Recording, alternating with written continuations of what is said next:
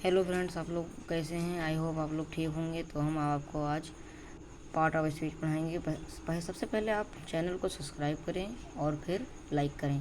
तो part of speech देखिए, इसका परिभाषा होता है, क्या होता है पार्ट ऑफ स्पीच ये भी देने दीजिए। वाक्य शब्दों को प्रयोग के अनुसार भिन्न भिन्न बांटा गया है, यही आपका पार्ट ऑफ स्पीच है। ठीक, अब आप इसको इंग्लिश में एक बार दोहराएं। Definition: words are divided into different kinds according the work they do in a sentence.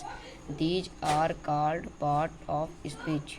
तो ये देखिए आपका इंग्लिश में हो गया और हिंदी में मैंने आपको बता दिया पार्ट ऑफ स्पीच होता क्या है। अब देखिए पार्ट ऑफ स्पीच के प्रकार, kinds of part of speech. There are 8 kinds of part of speech.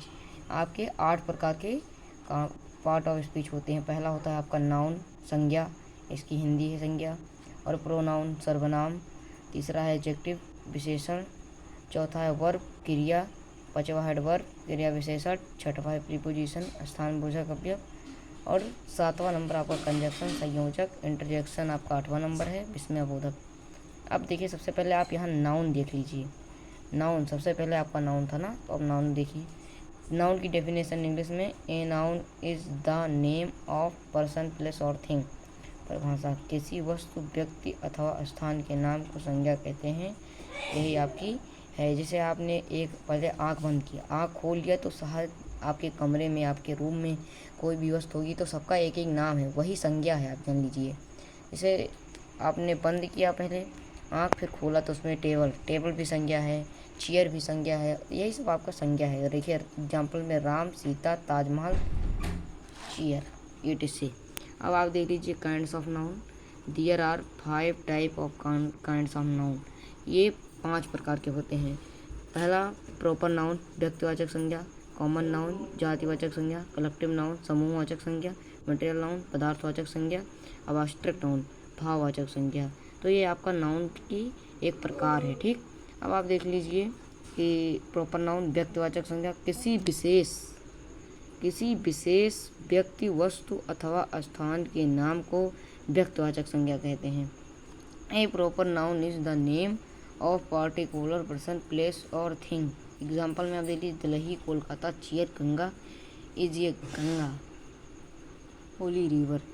Example तो आपका हो गया।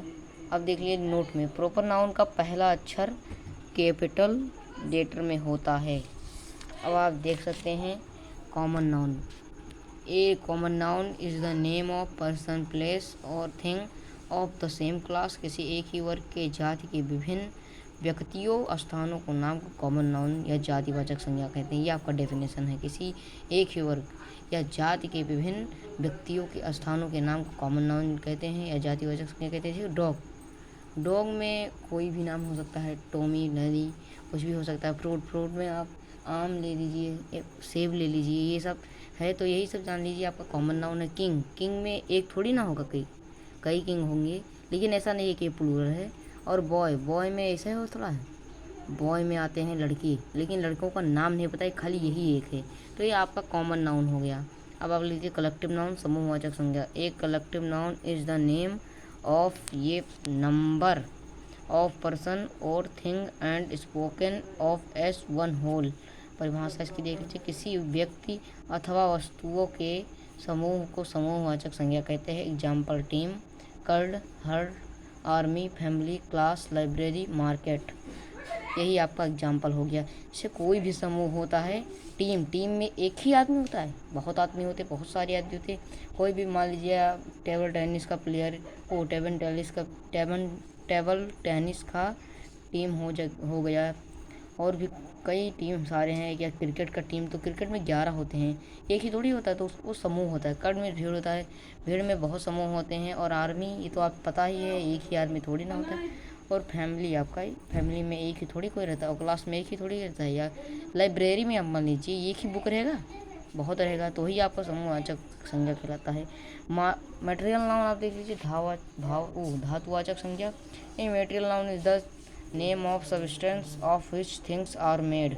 ये आपकी इंग्लिश में परिभाषा। आप देखिए परिभाषा हिंदी में: ऐसे तरल अथवा ठोस पदार्थ जो दूसरी वस्तु बनाने में प्रयोग हो, उन्हें पदार्थवाचक या मटेरियल नाउन संज्ञा कहते हैं। अब देखिए example, iron, water, soil, milk, brass, plastic, copper, etc। ये सब है एक वस्तु को दूसरी वस्तु में बनाने में काम आता है। वाटर से एक ही वस्तु थोड़ी बनता है, बहुत सारे वस्तु बनते हैं। जैसे वाटर से आप मान लीजिए कि भी घर बना तो वो भी एक पदार्थ ही है और पदार्थ बनाने में काम आता है। ऐसे सोयल है, सोयल से एक ही चीज़ थोड़ी बनता है, बहुत सारे चीज़ बनते हैं।